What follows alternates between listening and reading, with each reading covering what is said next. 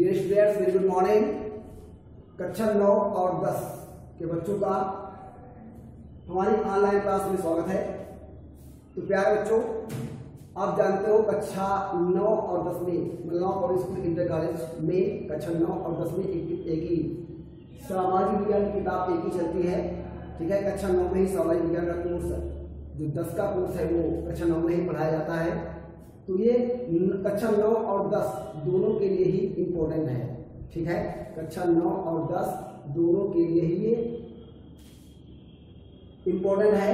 तो नागरिक शास्त्र में चैप्टर 1 में हम चल रहे थे और चैप्टर का नाम क्या था? सत्ता की साझेदारी। क्या नाम था? सत्ता की साझेदारी। तो एनसीईआरटी जोन में क्वेश्चन नंबर 1 का हम अध्ययन पहले कर चुके हैं और इसके बाद क्वेश्चन नंबर 2 में हम आते हैं। तो एनसीईआरटी जोन में क्वेश्चन नंबर 2 जो आपका है वो क्या है कि भारतीय संदर्भ में सत्ता की साझेदारी का एक उदाहरण देते हुए इसका एक व्युत्पन्न और एक नैतिक कारण बताएं। ठीक है, बहुत ही इंपॉर्टेंट क्वेश्चन है परीक्षा की दृष्टि से, है ना।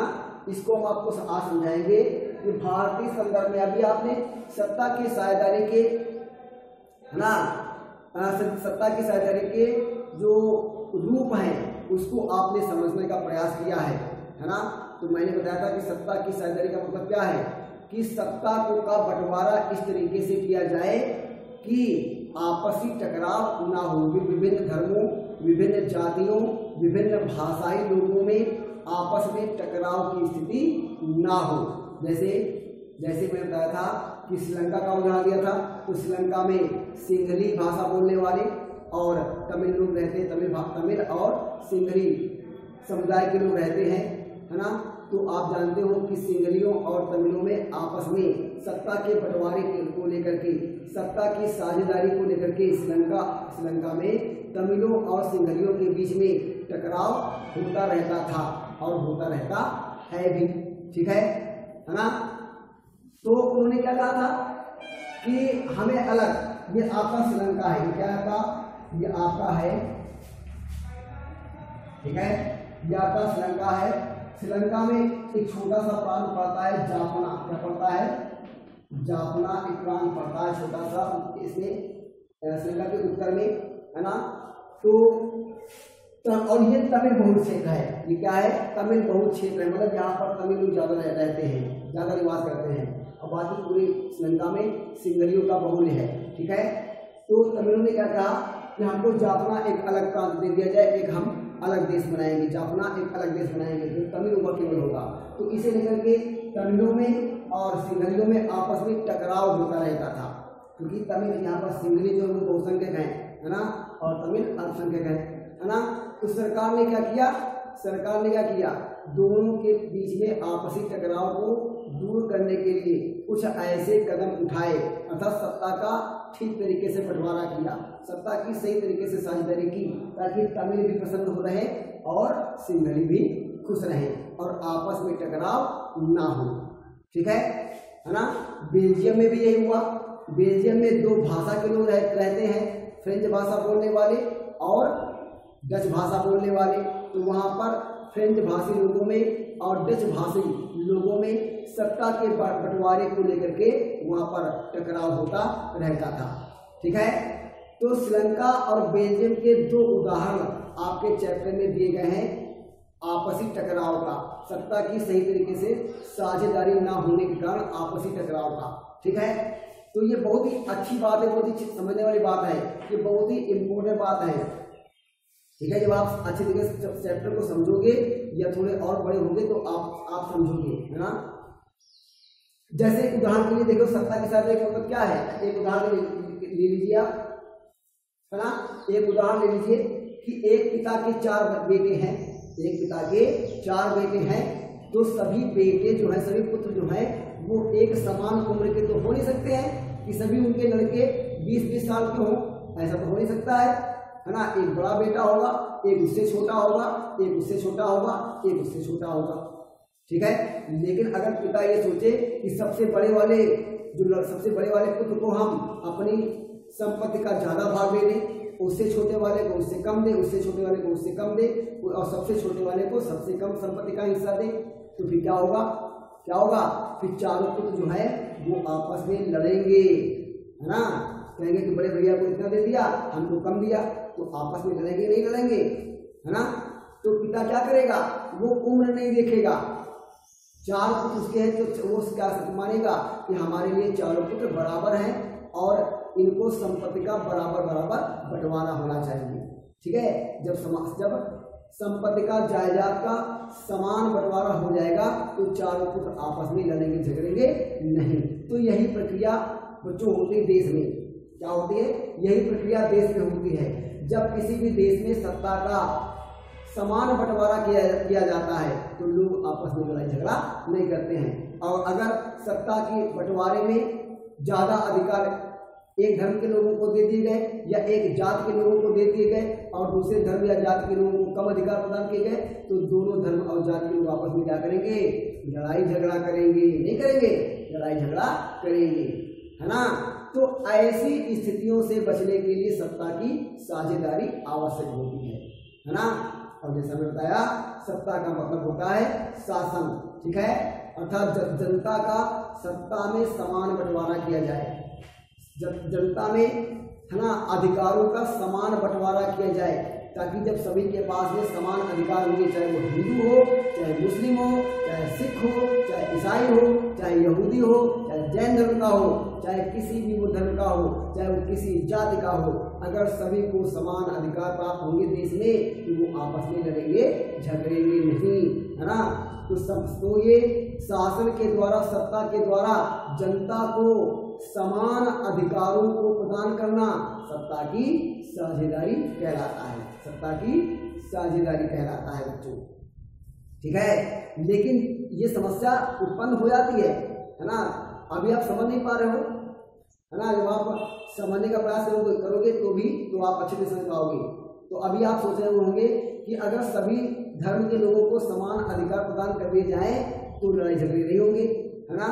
लेकिन बच्चों, ऐसी अवस्था में भी कभी कभी लड़ाई झगड़े हो जाते हैं। कारण ये क्या है, कारण ये है कि जैसे हिंदुओं में, जैसे भारत में हिंदू और मुस्लिम धर्म के लोग हैं, अगर 50% आरक्षण हिंदुओं को दे दिया जाए, 50% मुस्लिमों को दे दिया जाए तो भी संघर्ष उत्पन्न हो जाएगा, क्योंकि यहाँ पर हिंदू ज्यादा है, मुस्लिम कम है, ठीक है। मान लिया कि देश में 100 नागरिक रहते हैं तो 75 हिंदू हैं और 25 मुस्लिम हैं। अगर 50-50 आरक्षण दिया जाएगा तो क्या होगा,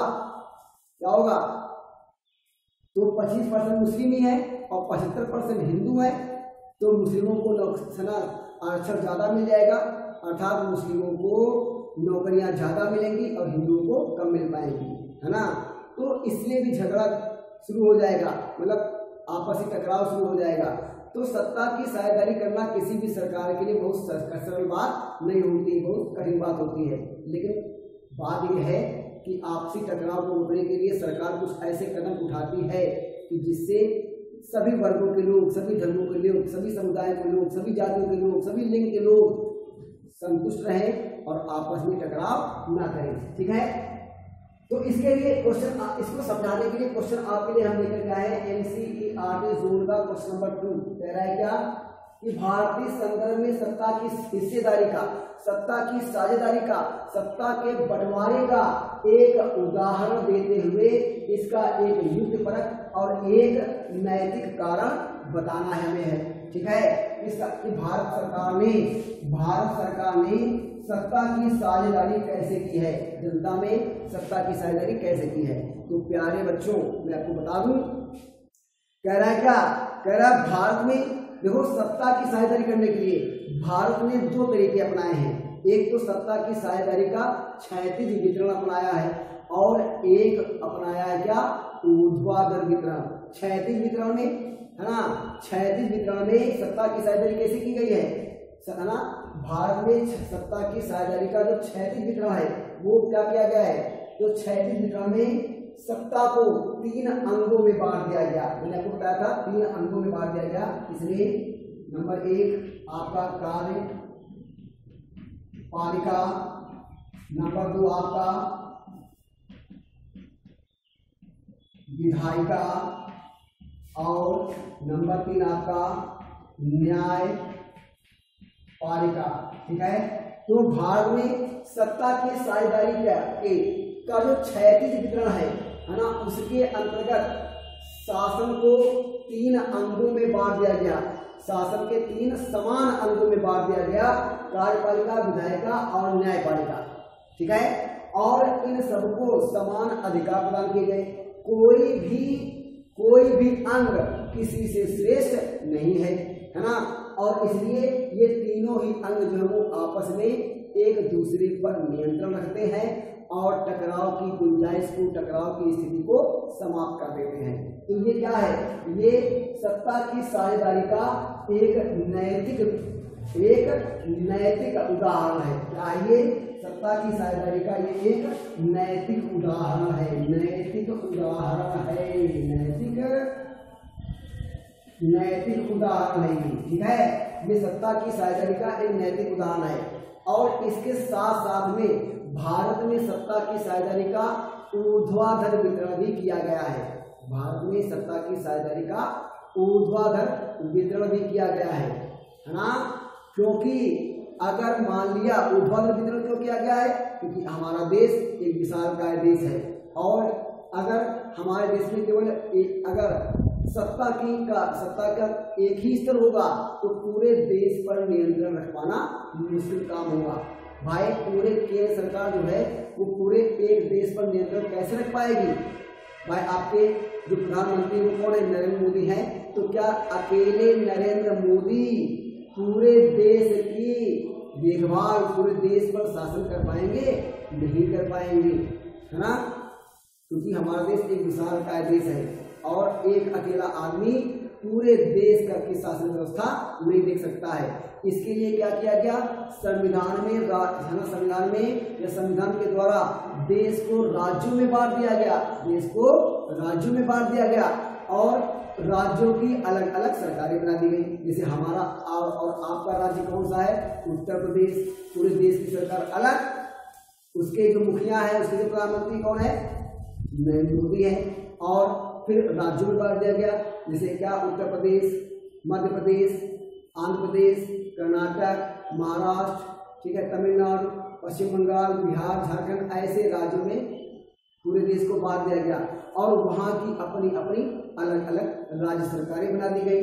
ठीक है, तो अब क्या होगा, हर एक राज्य का जो मुखिया होगा, जिसे हम मुख्यमंत्री कहते हैं, वो अपने अपने राज्यों का शासन देखेगा। ठीक है, तो वो अपने अपने राज्यों का शासन देखेगा। फिर राज्यों को जिला मुख्यालयों में बांट दिया गया, है ना भैया, राज्यों को जिला मुख्यालय में बांट दिया गया और जिला मुख्यालय के मुखिया को बनाया गया डीएम, वो अपने जिले का शासन देखेगा। तो ऐसे एक बड़े स्तर से छोटे छोटे स्तरों में सरकार का बंटवारा किया गया। इसे कहते हैं क्या, सत्ता का ऊर्ध्वाधर वितरण। क्या कहते हैं इसे, ऊर्ध्वाधर वितरण। तो सत्ता के ऊर्ध्वाधर वितरण में सत्ता की साझेदारी कैसे की गई, ऊर्ध्वाधर वितरण में की गई। कैसे की गई, ऊर्ध्वाधर वितरण में की गई। कैसे सबसे पहले, है ना, केंद्र सरकार, इसको 3 स्तरों में बांटा गया, जो 3 स्तरों पर काम करती है। इसके कार्यपालिका, विधायिका और न्यायपालिका, ये तीनों समान अंग हैं। क्षैतिज वितरण ये है, मतलब एक ही स्तर पर रहकर के काम करते हैं। और ऊर्ध्वाधर वितरण में सरकार जो है वो विभिन्न स्तरों पर, मतलब शासन जो है, जो सत्ता है, वो विभिन्न स्तरों पर कार्य करती है ना। पहले बड़ा स्तर, फिर छोटा स्तर, फिर उससे भी छोटा स्तर, है ना, ऐसे स्तरों में काम करती है। तो ये स्तर कौन सा है, जो सबसे बड़ा स्तर है सत्ता का, वो कौन है, केंद्र सरकार। क्या है, केंद्र सरकार। और इससे छोटा स्तर कौन सा है, राज्य सरकार। ठीक है, और सबसे छोटा स्तर का क्या है सत्ता का, स्थानीय स्वशासन। क्या है, क्या है, स्थानीय स्वशासन। तो ये सत्ता का ऊर्ध्वाधर वितरण है। इसमें सरकार या सत्ता जो है वो विभिन्न स्तरों पर काम करती है, अर्थात पहले बड़े स्तर पर, फिर से छोटे स्तर पर, फिर सबसे छोटे स्तर पर। ठीक है, तो इस तरीके से सत्ता का ऊर्ध्वाधर वितरण किया गया है। ठीक है, समझ बात। अब कह रहा है क्या, है ना, और इसके बाद कह रहा है क्या, इसके साथ साथ में सत्ता का विभिन्न सामाजिक समूहों में भी भारत में बंटवारा किया गया है। इसके साथ साथ में सत्ता का विभिन्न सामाजिक समूहों में भी बंटवारा किया गया है। और इसके लिए क्या किया गया है, इसके लिए क्या किया गया है, इसके द्वारा सरकार ने अनुसूचित जाति, अनुसूचित जनजाति, है ना, और अन्य पिछड़े वर्गों में आरक्षण की व्यवस्था की है, ताकि सामान्य वर्ग के लोग और अनुसूचित जाति के लोग, अनुसूचित जनजाति के लोग, अन्य पिछड़े वर्ग के लोग सभी को आरक्षण की सुविधा प्रदान की है, ताकि इनका आपस में टकराव ना हो। ठीक है, और सभी वर्गों के लोग, सभी समुदायों के लोग क्या रहे, है ना, समस्त समुदायों के लोग जो है वो खुश रहे, संतुष्ट रहे और आपस में टकराव ना हो। इसके लिए सरकार ने आरक्षण की व्यवस्था की है और विभिन्न प्रकार के आरक्षणों के द्वारा सभी समुदायों के लोगों के बीच में आपसी टकराव को दूर करने का प्रयास किया गया है। ये क्या है, ये एक युक्तिपरक उदाहरण हुआ। ये क्या है, ये एक युक्तिपरक उदाहरण है कि विभिन्न समुदायों के लोगों को आरक्षण के द्वारा सत्ता में साझेदारी प्रदान करना। तो प्यारे बच्चों, उम्मीद करता हूँ कि आपको ये वाला क्वेश्चन जो है अच्छी तरीके से समझ में आ गया होगा। और इसके बाद में जो अगला क्वेश्चन है वो हम आपको अपने अगले वाले वीडियो में समझाएंगे, बताएंगे। तब तक के लिए गुड बाय।